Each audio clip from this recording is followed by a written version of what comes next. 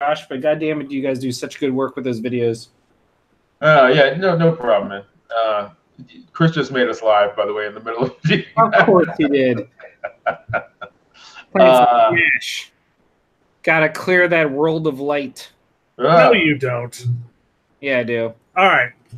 Who else is gonna save the world of light, Chris? No one. Because no one cares. Gasp, Chris. For shame, forsooth. For shiggity. No. What? Stop that. Hey, everyone. Welcome to the NOLAnerdcast.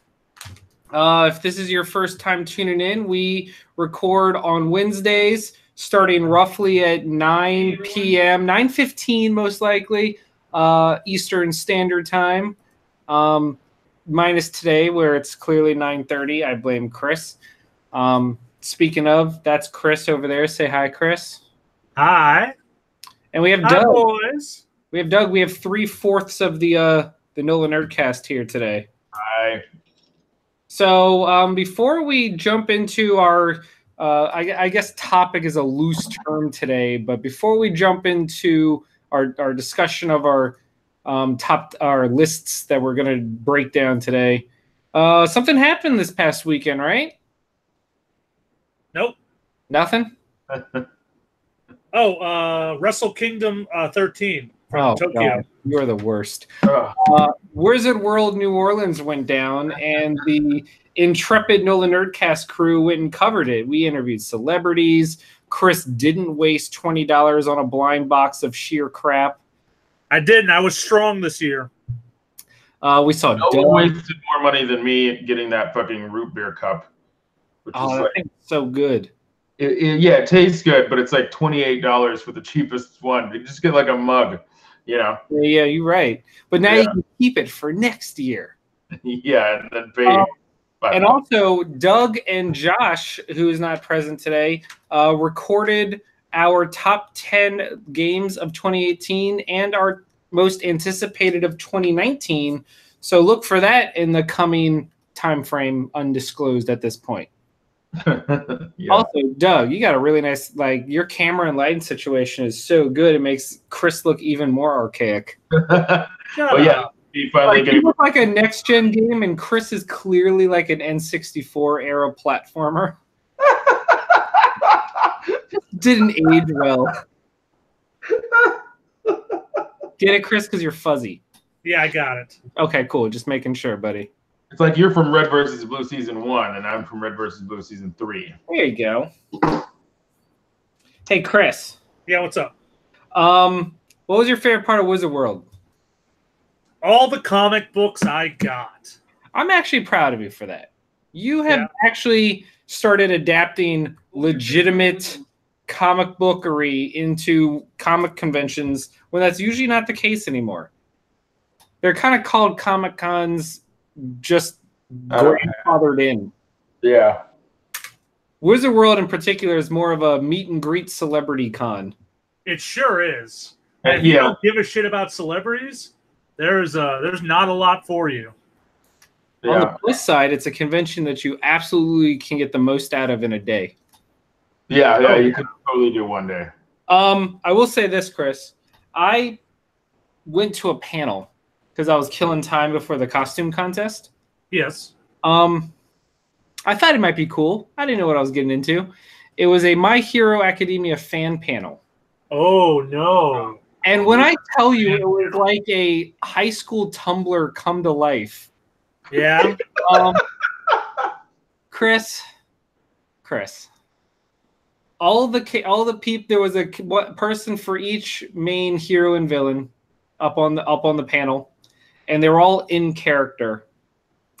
And I guess what that meant was, and they were like, I was like, I don't even know what this is about. And it turns out it was a Truth or Dare event where the fans could ask the cast of My Hero to do Truth or Dare.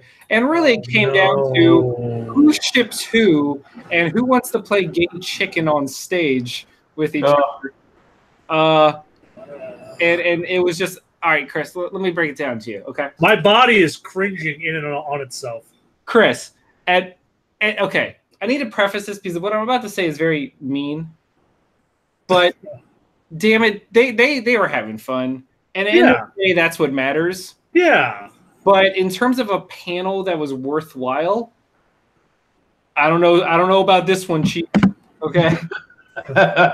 All the worthwhile panels, please step forward. Not so fast, My Hero Academia. Yeah. No, Chris. Okay, literally the first question asked at the panel was, and here was the worst thing, because there was like 15 to 20 people up on stage, and every question was like, I want each of you to answer. So one of the questions was, who's gay for who? And at that point, I was like, oh no. You must have looked like the biggest fucking square there. I was. I hope you said that out loud. Oh no. Oh no, like in the exact way you just said. This is not what I want for my shonen anime. No, Chris, it was so cringy. Like, if you can picture the exact type of people you would think is the stereotype, like otaku, like outcast in high school. Yeah. They exist. And when I say it's Tumblr in human form, I mean that in the worst possible way. It hurt. It hurt, Chris. Well, because let me tell you, the person that was Deku just kept trying to appeal to the person that was Bakugo, and the person that was Bakugo just yelled the whole time. And then you had the guy that was Todoroki just look at the guy that was Endeavor, go, I hate you, Dad. It was like the most baseline takes on all the characters. Yeah. That's like all they could do. I don't know. I got to that was hands down the simultaneously the highlight and the worst part of that entire day at the con. You went to the geek version of a midnight poetry slam. Yes. where people get on stage. Bad cosplay.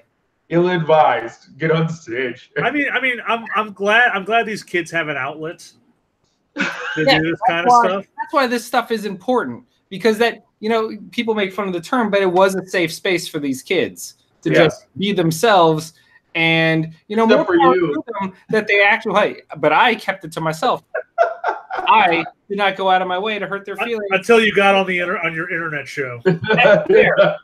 Yeah, but nothing on the internet is real, so it's fine. Exactly. No, but that's why I said I need to preface it, because I'm torn between the fact that it was personally just like unenjoyable for me, but also appreciating the fact that for them it was the opposite. Because then I look back to the things we thought were cool when we were 15. Chris, we went out of our way to wear T-shirts from Hot Topic that had branding of stuff, and we were like, now we're cool. I'm wearing a shirt with a bullet bill on it.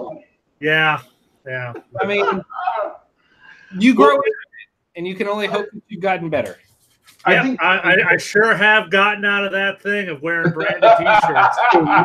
I'm super over that. Sorry, buddy. You know the main takeaway I have from your whole conversation is I wish I could be into that the way these kids are into that, because the notion of going on stage and even pretend acting to be one of my favorite characters fills me with existential dread.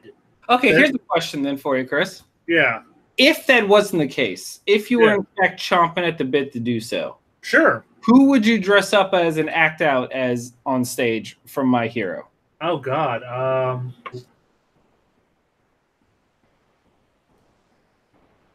Maybe the sugar guy.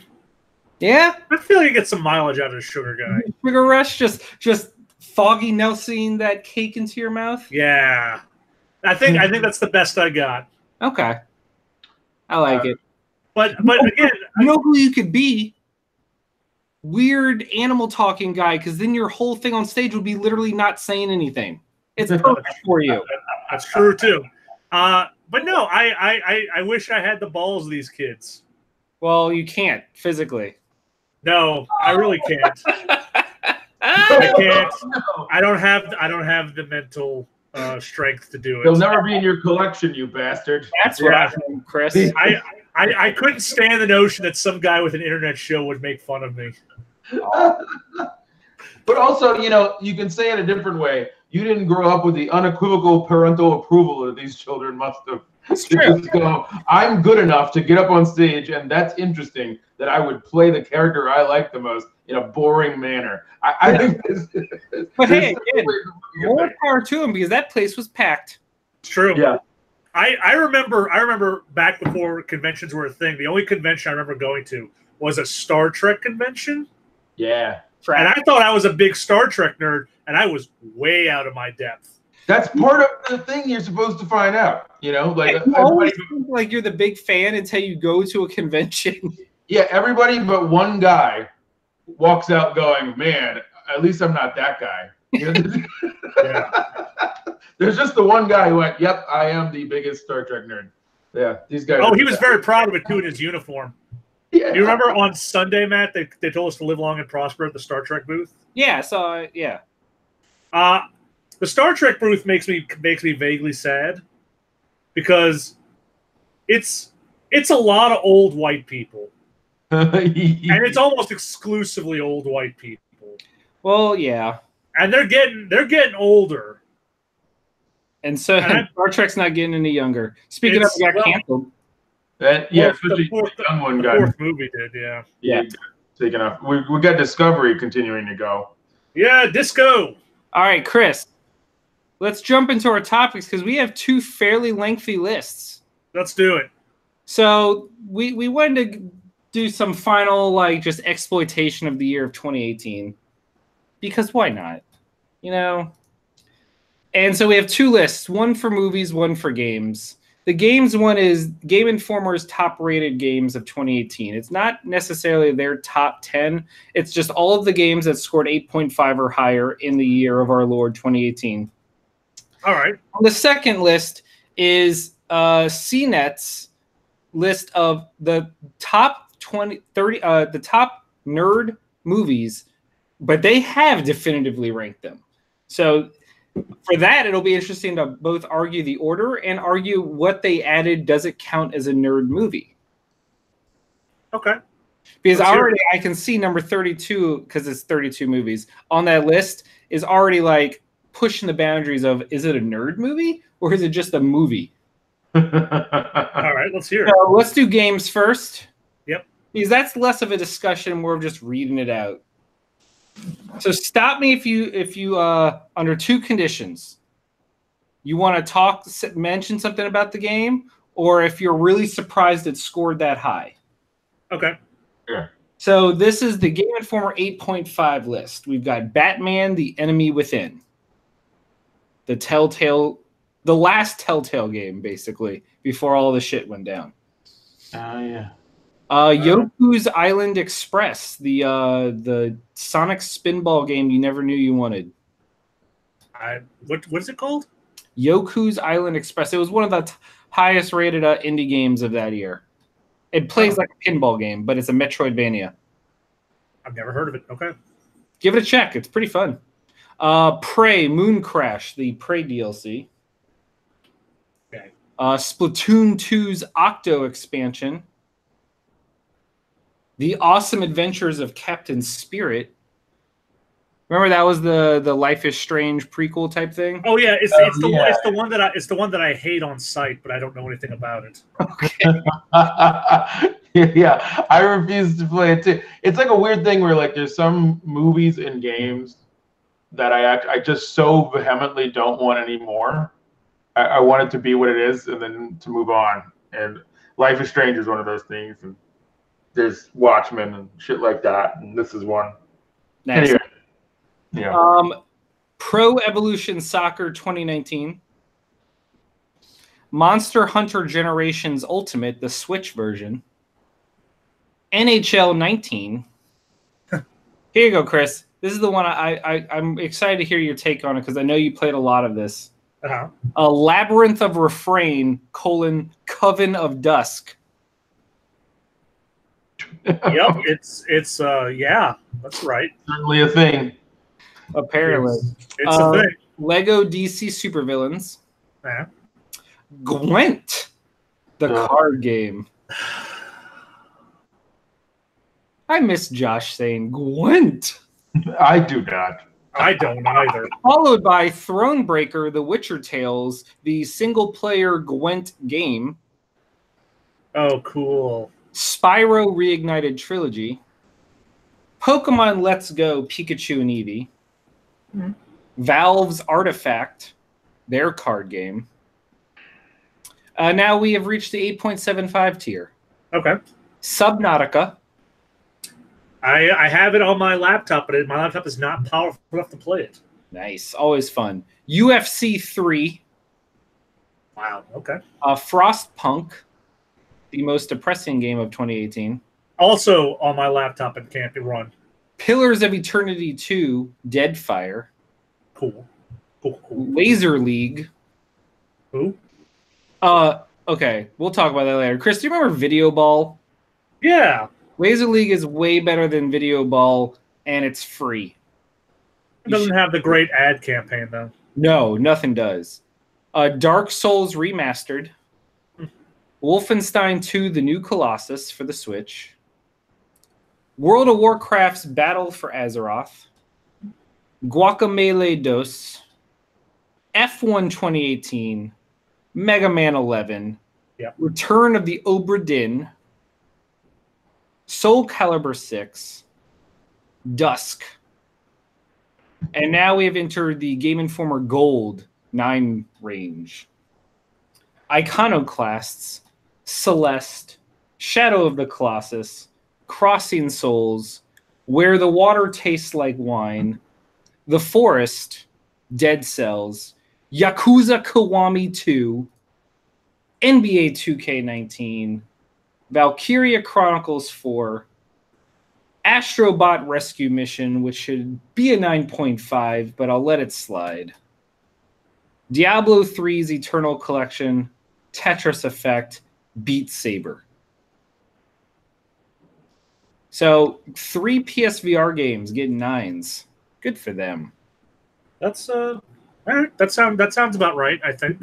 9.25. Dragon Ball FighterZ, Into the Breach, Yakuza 6, Donkey Kong Country Tropical Freeze, Hollow Knight, Monster Hunter World, Destiny 2 Forsaken, Forza Horizon 4. Now for the 9.5 range. Each range gets increasingly smaller because the quality must be higher, Chris. Do you see how that works? Yes. Monster Hunter World. Again, the first one was PC. Now it's console. Fortnite. Spider-Man. Yep. Sure. Black Ops 4. And Smash Bros. Ultimate. Yeah, whatever. There's only one game on the 9.75 tier. Uh-huh. God of War. That's about right. And there's only one game that scored a perfect 10 in 2018. Okay. Red Dead Redemption. I don't know about that. I'd reverse that. Yeah, same. All right. Now let's move into the actual meaty discussion topic, okay? All right, let's do it. So, like I said, this is the top 32 movies, the best geek movies of 2018 ranked. So number 32, Ocean's 8. Is this a nerdy movie? No. How is that a nerd? Yeah, no. Why would it be? What? It's, you know what it is? It's a movie. It's a movie, and it's art. Since it's it's a set of movies based on the Rat Pack, you know. So it's right, arguably the like coolest opposite movies of of all nerd. time. Yeah. I don't. That's why I was like, this first one right off the bat, I don't really get its nerd cred.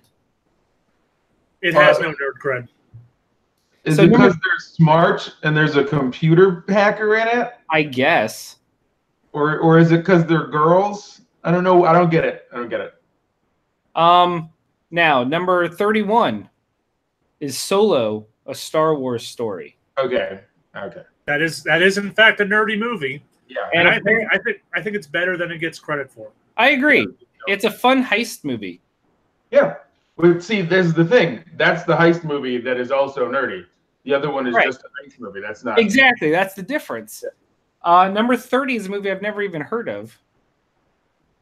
Unsane. Unsane. Yeah. Apparently, it stars Claire Foy, and she's involuntarily committed to a mental institution.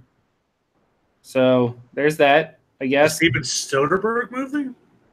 This doesn't feel nerdy. That's what I'm saying. Now here's another nerdy movie. The other is this just a list by Steven Soderbergh? Because he did the Ocean's 11. Hold on, I'm gonna write down this list, and I'm gonna separate it into what we think is and is not a nerdy movie. Okay. Yeah. Okay. So we all agree that Unsane and Ocean's 8, no.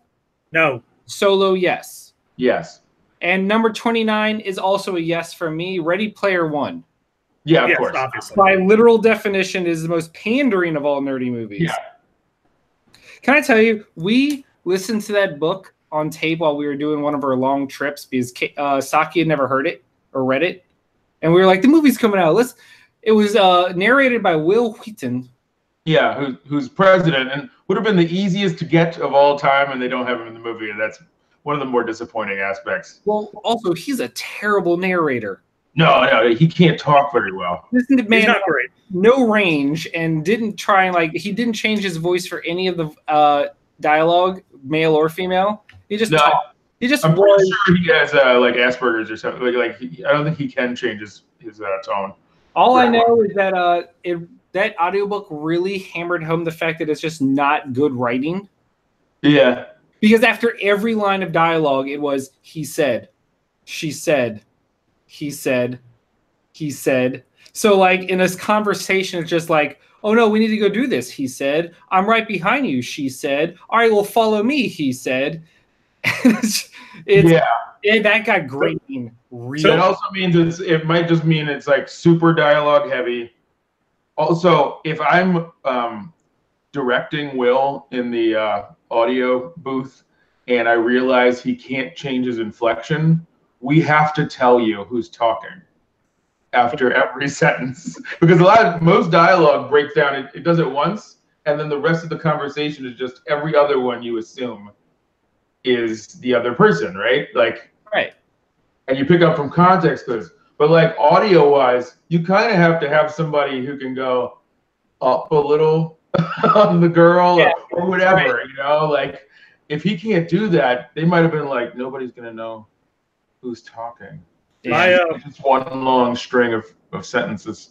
My thing with Ready Player One, which I did enjoy the several times I've read it and listened to it, is that it's a fine book if you don't think about it too hard. Yeah. Because the second you pull one thread of logic on the main plot, it just the whole house of cards. Yeah. Because they talk about how the Oasis has replaced currency in the real world, and there's desolate wastelands, and it's like, well, where are you getting your food from? You can't digitally farm food. Chicken. I mean, what are you guys talking about? Is it like this in Britain too? Or do we not here? Every type of thing like this, I'm always like, well, but what's happening on the other side of the planet? What's happening in India? Are they just gone? What's going on? That's why World War Z is the best of these kind of books, because it's like, oh yeah, this is what the British were doing and the Russians. Yeah. Even Game of Thrones, George R. R. Martin is like, oh yeah, this is just the Europe essentially. You haven't even met. There's a whole other planet. I know there's a whole planet, but we're just doing European history lessons essentially for this world. There's always something. Planets are more complicated than this. But anyway, it's so pandery, and I felt it's also a contradiction already, because it's like Willy Wonka. It's like a kid's book for people who have to be adults in order to understand it. In order to be excited by the fact that there's Iron Giant in this movie, right? I have to be 35, and if I am, then this plot is overly simplistic and not thought out. And it's this wish fulfillment for a child. But then I'm like, I guess there are a lot of geeks in our community that are kind of stunted. So whatever, emotionally, All right. It's just not for me. You ready? Yeah, I was going. Have you heard of number 28, Cargo? No. So I give this a nod to it is nerdy because this is what the movie's about. Martin Freeman plays an infected father who must find protection for his infant daughter before he actually turns into a zombie. Oh, shit. I mean, I'll give it nerdy cred because I'll give it nerdy cred on 2 friends. Yeah. It's zombies. And it's Martin Freeman. Martin Freeman. That's good enough for me. I'll agree to that. So next up is Mary Poppins Returns. Nerdy or not? I don't know. I think it's on the line. Yeah, it's on the line. So I guess we need to make a judgment call here. It's got Lin-Manuel Miranda in it. I'm going to vote yes. Well, here's the thing, though. Is every kid's movie a nerdy movie? It depends. Like, because not all of kids' movies are into something like that you're into when you're a nerd, right? Like in a geek. There's like a sword, or there's an alien, or there's a dragon or something in it. Or the babysitter can fly. Like something's gonna happen that's weird in it. So like I count most animated Disney movies because animated movies by and large are nerdy films. Yeah. But the live action Disney movies get a little trickier. Yeah, because I'm like, this is pretty hardcore mainstream. It's just not mainstream in a world where this is what I mean. Is mainstream stuff geeky now? If you want to get real about it, like, you know, if you just do a normal movie with nothing weird in it right now, it bombs, and there's like a cult following for like this movie about people talking. It's like we live in Saga, you know. And she's reading that book about people just drinking wine, right? Like, so in that definition, I would go, yeah, Mary Poppins and you know. I don't know, a movie about cars that don't drop out of helicopters and they're just driven. Yeah, that's pretty nerdy. But I think like we're talking about the classic definition. For me, Mary Poppins, that's like an everybody movie. I don't know, whatever. Chris, I think it is. I think it's on the line though, and you could make an argument either way. But I just feel like it is. Okay. There's also the fact that like it's not exactly popular now, so you might have to be a Mary Poppins fan or a Disney fan to be like, ooh, a new Mary Poppins movie. So that would qualify it to me. Okay. So we're gonna give it to it, yes. Yeah. Yes. Let's go yes. But like with an asterisk next to it. Yes, please. Okay. So next up I think is another one that I would have probably put higher, but also I don't think is in any contention on the nerd list. Deadpool 2. Yeah. I mean, that is a nerdy movie. By definition, you don't have to worry about contesting any of the superhero movies. Yeah. Yeah, I agree. I did not like Deadpool 2 as much as I like Deadpool 1. No, but yeah. I'm just saying, it's not Deadpool 1, but that doesn't make it bad. It just makes it good as the first I also think it, like Guardians of the Galaxy Volume 2, it's gonna age better because the novelty of the first movie is still raising its like quality level, I think, in our minds. And as that wears off, you know, I think they'll be in a dead heat. Like, you know, you'll realize, oh, they've got a lot going for them in both of them. So this is another one where I just don't, I've never heard of it, so I don't know. But let's see. Have you heard of The Little Stranger? No. A doctor discovers the house where his mother lived is haunted. But like not in like a, I don't know. It's the one I did hear of this. I saw a trailer for it. Paul Gleason star. Yeah, it's got him in it, and I guess he was in Harry Potter and a robot movie, so they're just going like, I guess it's geeky. But this is like one of those really classy ghost movies. Right. Well, I guess you just have to ask: do horror movies count as nerdy movies? I don't think they automatically count. I think there's a type of ghost movie or horror movie that is clearly kind of nerdy, but they're not all, like I would put any sci-fi horror, obviously, some sort of higher dark fantasy horror nerdy, but like, you know, there's nothing nerdy about Michael Myers. That's like literally what jocks take their girlfriends to go see. I like, and a ghost movie, I mean, I guess this is kind of nerdy in that Jane Austen-y ghost way. So, or the, you know, Jane Eyre It's funny that you listed Michael Myers because the next film is Halloween. Yeah, see, like I don't.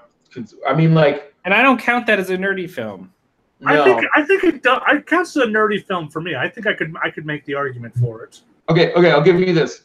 What I was gonna say is that the Mary Poppins, that rule goes again for this one, and the reason I'll say that is any of the Rob Zombie Halloween movies I would not have put in the nerdy category, but doing a straight up sequel to the first Halloween and ignoring the middle is kind of nerdy. It's like, who wrote it? Like Danny McBride wrote this movie. Yeah, he helped.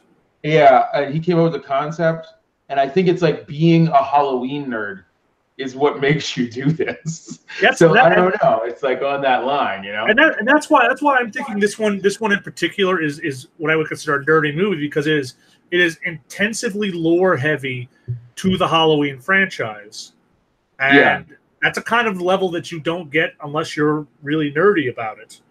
Yeah, so, I think a lot of people will go and not give a shit about all that.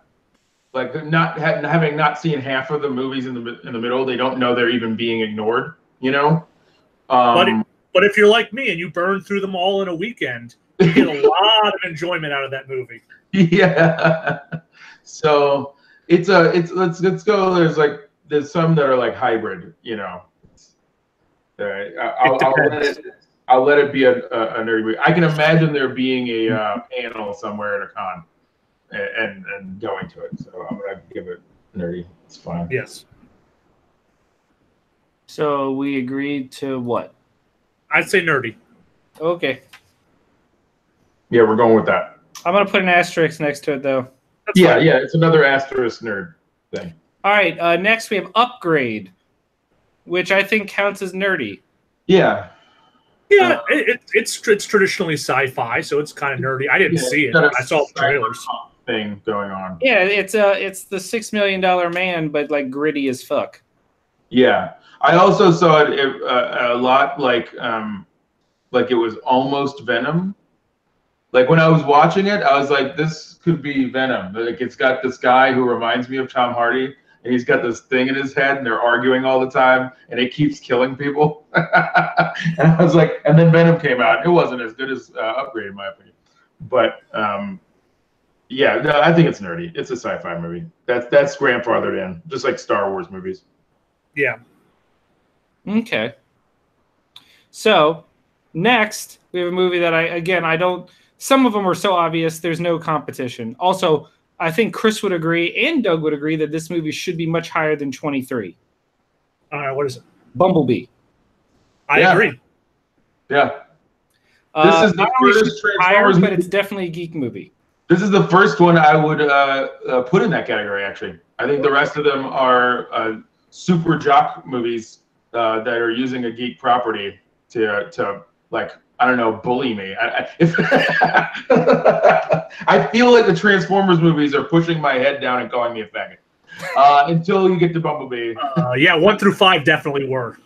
Yeah, especially number 5. Number 5 is the one that just like doesn't even try anymore. He just sees me walking, he just trips and be like, "Ha, bitch." This one's bitch on you a little bit. This one's super cared, like, and you could just feel it the whole movie.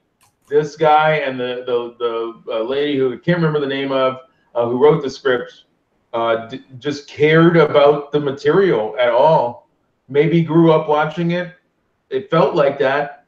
It also felt like they took Spielberg's original pitch, which was a boy in his car, and sort of meshed it with what you should have done with the first movie and the actual Transformers. Like, I don't know. It wasn't my exact pitch for what you should do if you were going to reboot the series.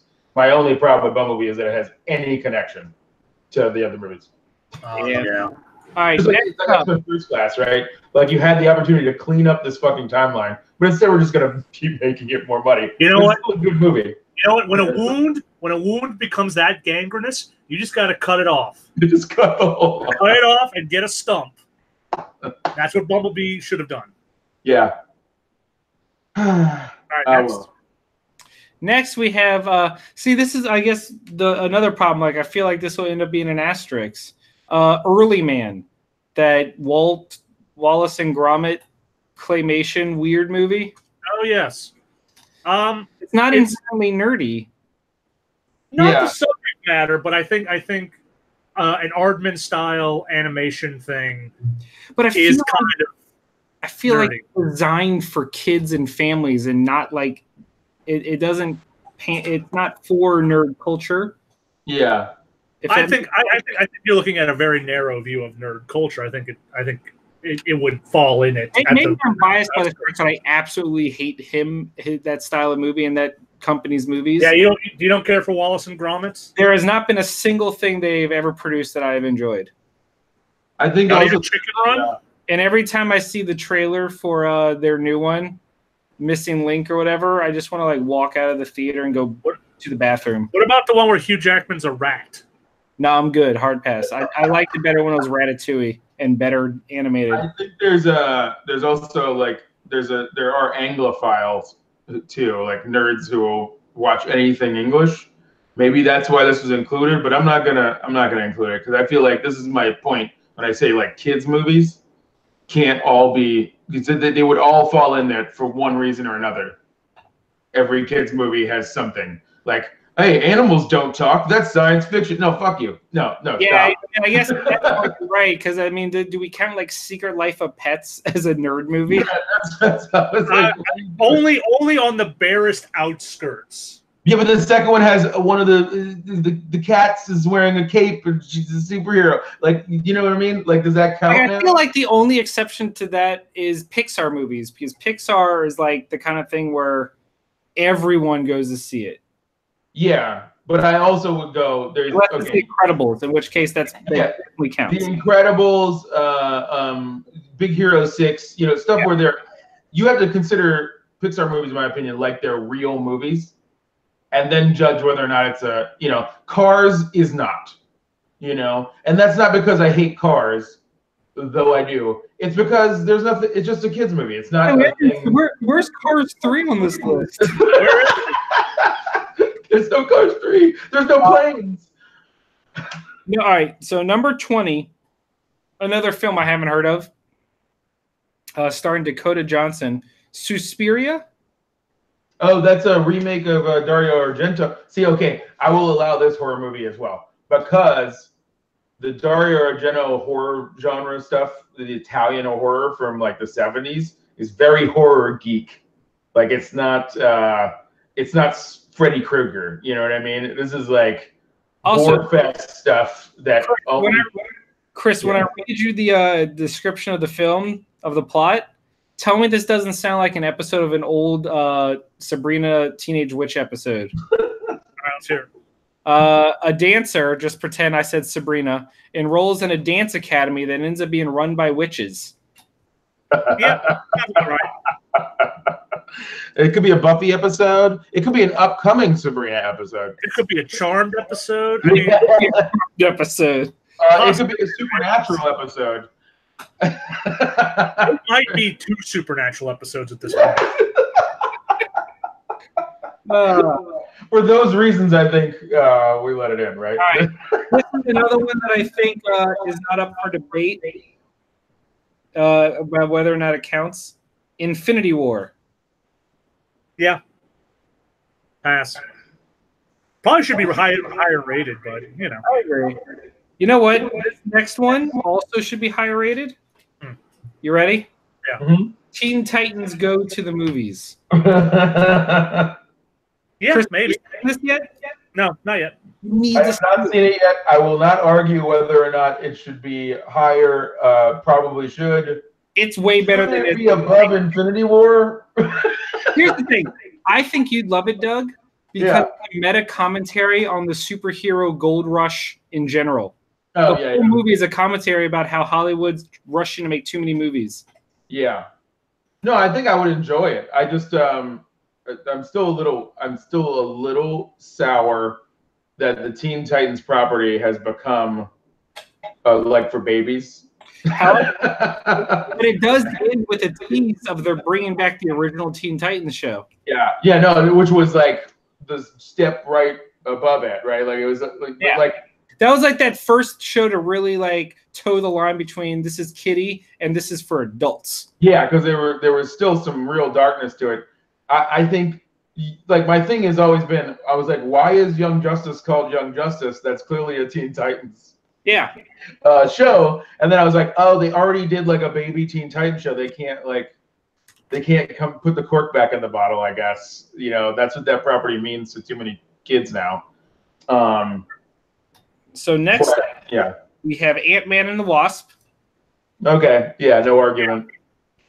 This is another one where, you know, we literally just talked about this. Like, at what point is a Pixar Disney movie geeky? And I think Ralph Breaks the Internet definitely crosses into the yes category. Yeah, that's in the yes category. It always was like, it's this gamer, and then now it's like internet games. It's playing with geek territory.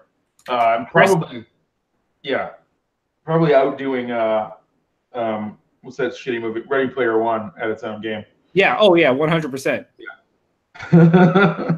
Chris, take? Yeah.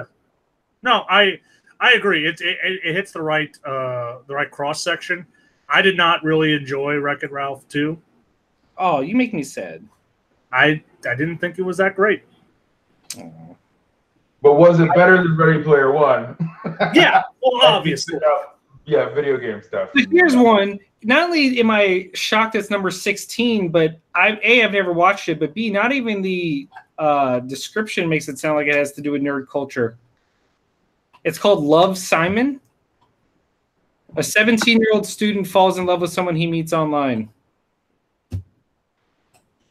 Just because the internet is involved?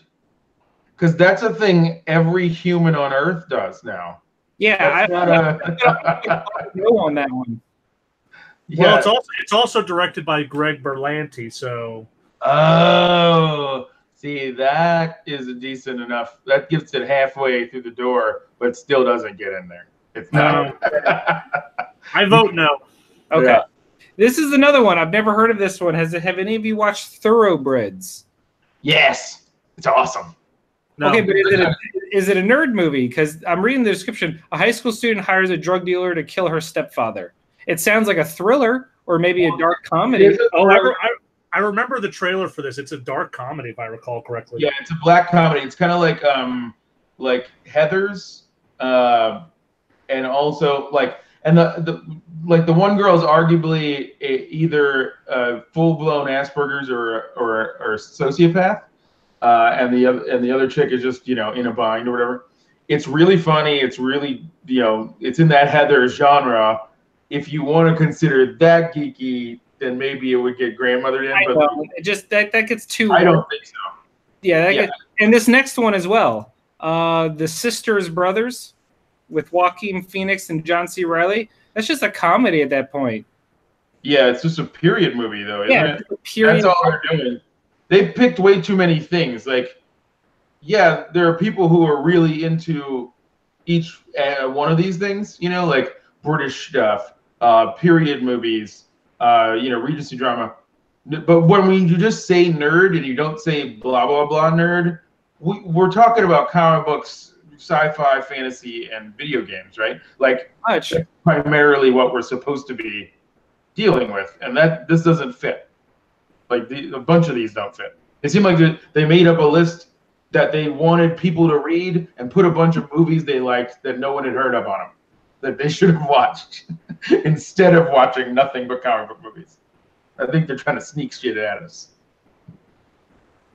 Oh, no. What did you just remember that panel? No. So number 13 is Annihilation, which I say yes. Yes. Oh yeah, Hard yeah. sci-fi. Straight sci-fi, kind of like The Thing. Yeah. Followed by Incredibles 2, which we had already discussed. Definitely. Yes. Yeah. It's a superhero movie. This next one I'm going to put on the no category, but I'm interested to hear what Doug has to say. Sorry to bother you. I mean, what? It's not a nerd movie. It's not a nerd movie. I mean, like, it's Sorry to Bother You and Black Klansman are comedies. Sorry to Bother You is kind of, they're both like racial, and Sorry to Bother You is weirder, but I still wouldn't I wouldn't say it's nerdy. Like it's quirky? I don't know. Yeah, it's surreal and quirky. Like not every David Lynch movie is nerd. You know what I mean? Like just because you're weird, you made a weird movie or a unique movie, doesn't mean it's nerdy. And this is another thing where they're constantly making these lists and they don't define their terms before they don't have any rules to what they're gonna pick. They just pick random shit. Ugh. Next up, we have The Other Side of the Wind, a black and white movie about an aging director's return to Hollywood for a comeback. I'm gonna go. It's Orson Welles. It's Orson Welles' last movie. I helped kickstart it. It's nerdy in the sense that it's film nerdy. Yeah, but that's what I mean is like when you have to say film nerd when you make the list, and then that specifies things. If you just say nerd, we're talking about the classical sense of the thing, and that's not. At that point, I'm going to say that's like saying Rosebud is a nerdy movie. Citizen Kane, whatever. That's like you said, like you just called that movie Rosebud. That's like calling Fight Club Tyler Durden is one guy. Like you. Yeah. That movie, He's Been Dead the Whole Time. No. With Bruce Willis. What? Okay. What do you think of Isle of Dogs? Yes. Anything Wes Anderson, he's such a giant nerd, and it's so really obvious by everything he does. And then it's a stop motion thing with dogs in it and all that stuff. I mean, I think his stuff is nerdy. I don't know. What do you guys think? I mean, I'll give it to it because I think more than Early Man, Isle of Dogs is aimed more towards a different type of consumer, while Early Man was very, let's just aim it at families. Yeah. There's Isle of Dogs is like, we want Wes Anderson nerds. Yeah, to bring their kids. The hipster also likely nerds. Yeah.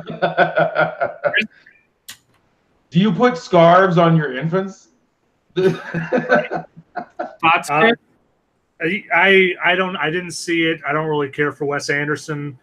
If you want to say it's nerdy, I wouldn't fight you on it either. It's just more of the fact that, do you count Wes Anderson as nerdy? I don't think so, but I just don't care for him at all. So agreed. I don't get the hype, but whatever. I also don't ride a bicycle made in the 1800s, so it's called a penny farthing. That's not his first three movies. The Quiet Place. The Quiet Place. It's just a horror movie. I'm sorry. These are that's like calling Bird Box a nerd movie when 100% of everyone who has an internet connection watched that. Yeah. All right. Well, a meme out of it. Like, if you give me the Black Mirror horror movie, I'll go, yeah, that's nerdy. Bandersnatch is more of a nerdy movie than Quiet Place. Yeah, it's the nerdiest of nerdies. Like, it's about a video game. It's a horror sci-fi. It is choose your own adventure, so it is itself a game. Like, yeah, there's nothing nerdier. What about Ryan Gosling's First Man? It's about a moon thing. It's space, but it's there. But it's a bio. It's not like. It's like, that's like, do you consider Apollo 13 a nerd movie? Exactly what I was going to say. Even The Right Stuff isn't nerdy, and that one's the one that was made up, right? Like, I don't think everybody, like, Armageddon isn't nerdy either. Astronaut movies. Armageddon's the closest you'd get because it's like nerdy, like sci-fi action almost, but it's still not. Yeah. Like, I don't, astronaut movies aren't automatically nerdy. In fact, they're the least, I would say The Martian. Like Interstellar, yes. First Man, no. Yeah, because Interstellar is truly speculative. It's not like First Man is like a biopic about a guy who actually went into space. That's not, you're not making up anything. There's no, it's for everybody. Once again, we have to think about audience here. It's not for a very specific subgroup of people who grew up doing something. It's unless it's astronauts. I guess that's a nerd But astronauts are the jockest of the nerds. They're physically perfect nerds. They're so rare. All right, now what about Mission Impossible Fallout? Like, I feel like Mission Impossible movies toe the line closer to nerdy stuff. They're closer to nerdy than any other Tom Cruise properties and any other spy stuff. I mean, like for England, Bond is a nerdy thing. Like nerds are super into James Bond, and that's been a thing. But over here, they're just spy movies that everybody likes. Yeah. And I think Mission Impossible at this point, though they do well, is like nerdy Fast and Furious, and some of it's like Tom is like getting to that Jackie Chan level where he's like gonna die doing this. I don't know. It's on the line for me, but I vote yes. Okay. Now here's one for you. What about Widows? No. No, that's in the. Is it just because it's girls? What is nerdy about this? I don't understand why they put half the movies on there. Like, we now have an equal amount of movies we don't think should be on the list as there are on the list. Yeah. And the thing is, the descriptions are only a plot synopsis. It doesn't actually describe why it made the list. Yeah. And then I'm kind of bummed because their ranking is purely based on Metascore, which is the laziest way to cop out of ranking something. This is another symptom of deadline-itis, where these guys just slap together shit over a day. Yeah. So let's get through this last one that I think is contentious. I'm going to go with no, because I don't really think anyone's saying that the Paddington Bear movies are nerd films. Somebody really thinks all English people are nerds. They're just throwing them up. Chris, Paddington, yay or nay? No. Which leaves the following two movies, which I think do belong on the list, is Black Panther, followed by Spider-Man Into the Spider-Verse. Wow. Did they really not have enough to flesh this out? Yes. Like, you had Black Panther, you had... What is the other ones? Jesus, that actually should be on the list. Okay, I'm going to read it. I wrote it. Yeah. So the actual list of actual, like, and I will even include the asterisk ones just in case. But the list of movies that we agreed should actually be on the list are Solo, Ready Player One, Cargo, Mary Poppins, Deadpool 2, Halloween, Upgrade, Bumblebee, Infinity War, Teen Titans, Ant-Man and the Wasp, Ralph Breaks the Internet, Annihilation, Incredibles 2, Isle of Dogs, Mission Impossible Fallout, Black Panther, Spider-Man. 18 exact, just shy of above 50% of that list was actual movies that could be considered nerdy. And that's with us putting the asterisks on it. Yeah. So, which, I mean, really, when you think, like, given the fact that I can almost guarantee there were 5 or 6 more actual nerd films, right? And that you don't need a top, what was it, like 40? What did we just read? 30. Yeah, okay. Like, you know what? I think there might have been a cutoff because Aquaman wasn't on the list. Venom wasn't on the list. Yeah. Like, those were nerdy films. I feel like... Well, maybe nerdy films that this person reviewed badly. Like, you know, what are the... Because, like, I'm wondering, like, what he thought he could get away with putting on there. And it's like, because to me, there's at least 5 or 6 other nerd films. Yeah, Fantastic Beasts, like Harry Potter wasn't even on there. That's Harry Potter. Yeah. Predator wasn't on there. Yeah. What is it? Did Mortal Engines ever come out? It did. I think it's already gone. It is? Yeah, it came out. It was in theaters. I think it's already gone though. Jesus. Oh, wow. That is not great for Mortal Engines. No. It's not great for Peter Jackson. You know what that's Robin what I would be upset about is it looked like Robin Hood movie definitely counts too. Yeah. Oh yeah, that was released in December. Oh, and Jurassic World. How are you gonna have a list of nerdy movies and not have Jurassic World or Wrinkle in Time or like all these other movies that were way more nerdy than Chex Notes, Paddington 2. I don't know. Anyway, I'm okay without ever having to discuss Jurassic World ever again. Chris, you don't want to hear about my hot takes on Jurassic World: Fallen Kingdom? No, I really don't care. Okay. Because Jurassic World: Fallen Kingdom's pretty terrible, and the less brain energy we spend on it, the better off everyone will be. Agreed. Well, I'm Matthew. That about wraps up for this week. We'll see you next week when we actually have a discussion planned. We're excited. We're gonna have when everyone shows up. We're gonna have a debate. Oh. But yeah. So who are you guys? I'm Doug. I'm Chris. And we'll see you next week. See you on the flibbity flobbity. Bye. Bye, guys.